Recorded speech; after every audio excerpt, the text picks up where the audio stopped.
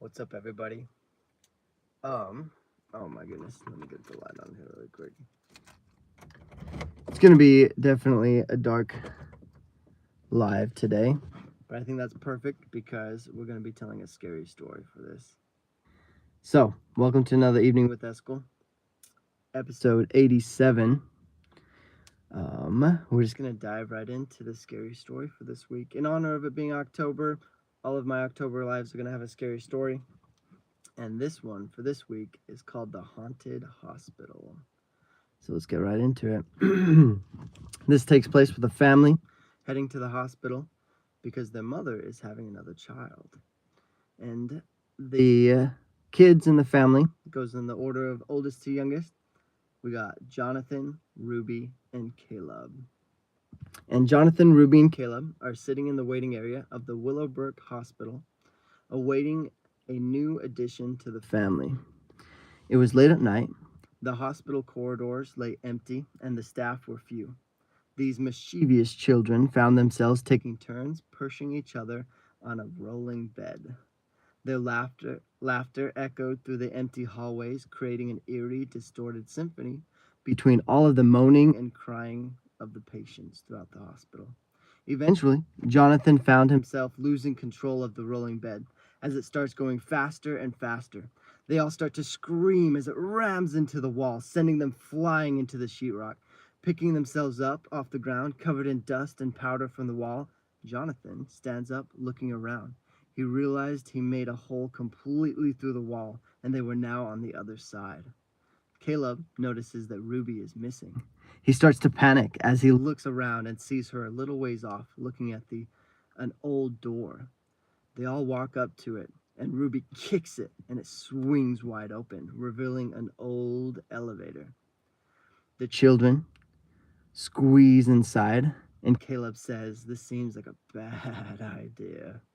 Jonathan, ignoring his little brother Caleb, begins to pull the rope.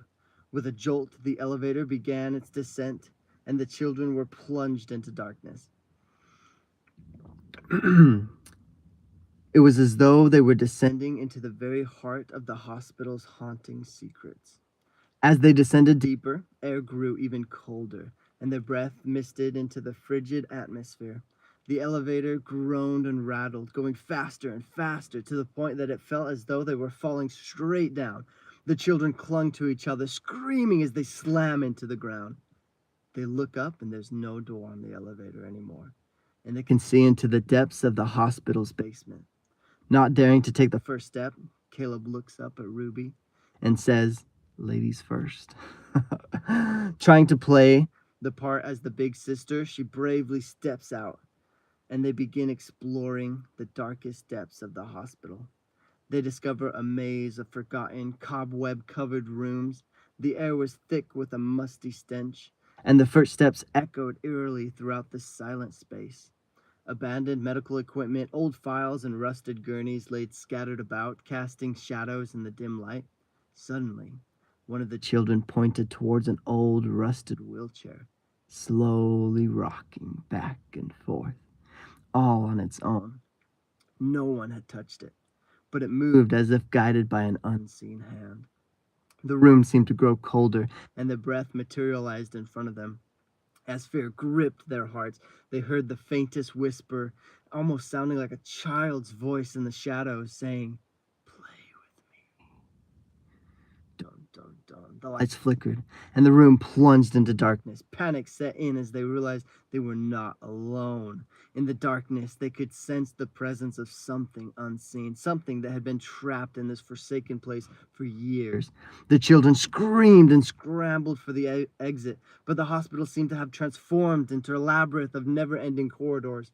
The ghostly voice continued. The children's panic as they ran as fast as they could. With every turn they made, the hallways seemed to twist and stretch, prolonging their nightmarish journey. The echoing cries of the unseen person continuing to haunt them, sending shivers down their spines. Amidst the maze, they stumbled upon an old, rusted door.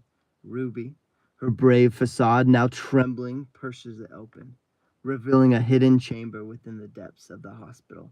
In the center of the room, a broken, ancient doll lay scattered on the floor. its glassy eyes glistening in the dim light. But the worst part of the faded room was the tattered drawings on the wall, a child's crude depiction of the hospital, complete with a stick figure and a crayon drawing. As they examine the unsettling drawings, Caleb swears that he sees the figure of a child standing right in front of them. Desperate to flee, the children turn and run the opposite direction, and they run until they finally find the old elevator. Jonathan grabbing both Ruby and Caleb by the arms and diving into it, hanging on as tight as he can, gripping the rope, pulling as fast as he can, right as the figure reaches up towards the elevator, trying to pull the elevator back down, and Jonathan has to use all of his might to break free from the figure's grip and finally feel a sense of safety as they slowly make it back up to the very floor they came, and they walk back, crawling through the hole that they made in the wall, making their way back to the room where their parents are, and greeting the new sibling. Caleb says to the newborn, "You're going to need to be a brave kid if you're wanting to survive all of these families' terrifying adventures." Dun dun dun. And that concludes the story of the haunted hospital. Sweet. Well, hope you guys liked it. Um, I this was gonna be a very short one because I'm on vacation right now. I barely got like right now it's like 20 no it's like 15 minutes away from midnight. Perfect time to get a spooky story in though. So I was like, I gotta do this. I was so close, man. I pretty much was gonna do it the next day, and I'm just as close to the next day as it gets. But I just wanted to get you guys a scary story for October.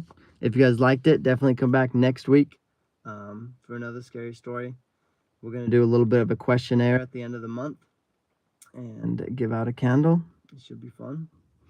Oh, I didn't even read any comments this time. I'm so out of it, you guys. I'm really tired. I'm going to go straight to bed after this. But it looks like we have some new people that have never caught a live before, so I'm glad you've been able to catch it. This is definitely an odd time. I do not plan to do lives at this time very often.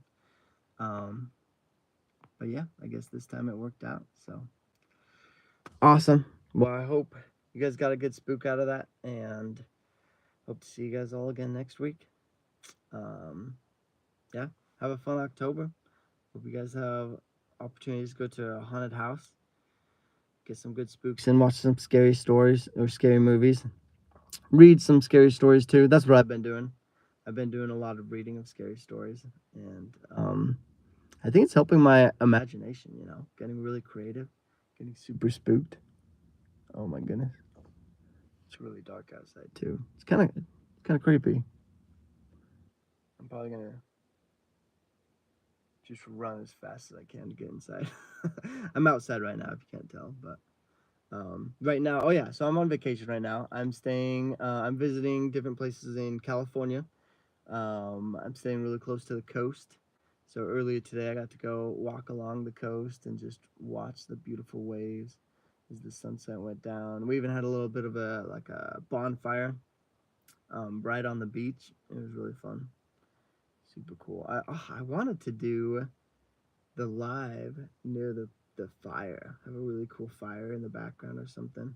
But the Wi-Fi is always a struggle. I have to be very careful where I do these lives, otherwise the Wi-Fi is gonna screw it up. But um, yeah, I still do want to find like a really creepy spot to do a video. I can't do lives in caves because the connection just won't work, but I can film like a scary video in a cave.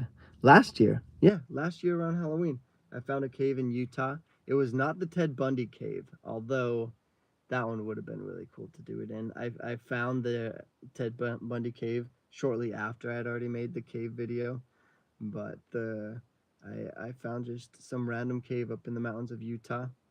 I first of all I had the camera with me exploring the cave, finding the different places that the tunnels went to, and then at the very back of the cave, I set everything up, lit a little fire, put up my little flashlight, and filmed a scary story, or I think it was a near-death experience story, some creepy story that I filmed in it. and had some of the creepiest music playing while I was exploring it. It was actually a lot of fun. It's funny how fun it is to get yourself spooked, just get terrified for a little while, knowing that it's temporary. I think that helps a lot. If I was truly terrified and there was no sign of the fear going away, that would mess with my head for sure. But haunted houses are so fun because there's an end that's coming to them soon, and you just need that little adrenaline pickup. But yeah, um, what other updates? I'm gonna be visiting Utah again soon. That's the next trip I'll be on after um I get back and get everything organized back at home. I'll be visiting Utah. Hopefully, going to a couple haunted houses out there. Maybe do a little bit of a meetup, and yeah, I think that's basically it. But yeah, what else? What else? Yeah, I don't have a lot to report. I've just been having fun. I've been very much in vacation mode, though, so it's been nice.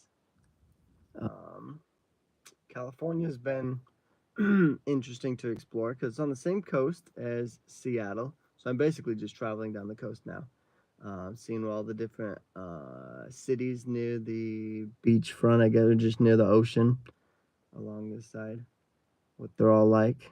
It's been fun. Yeah. It's definitely been a big temperature change, that's for sure. It's very hot down here compared to Seattle. Seattle's already turning into the like fall season.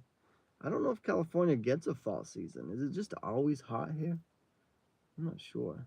It definitely looks spooky right now though. Since we're so close to the water, like it almost looks like I'm in a cloud right now. Very misty outside. The light, it's a little bit of light that might be coming from the moon. I don't really know what it's coming from, but it just makes it look very foggy everywhere. It's interesting. Very spooky vibes, that's for sure. But, but yeah, other than that, not a whole lot going on. Um, yeah, just researching lots of true horror stories, crazy stuff that happens to people. It's a weird world we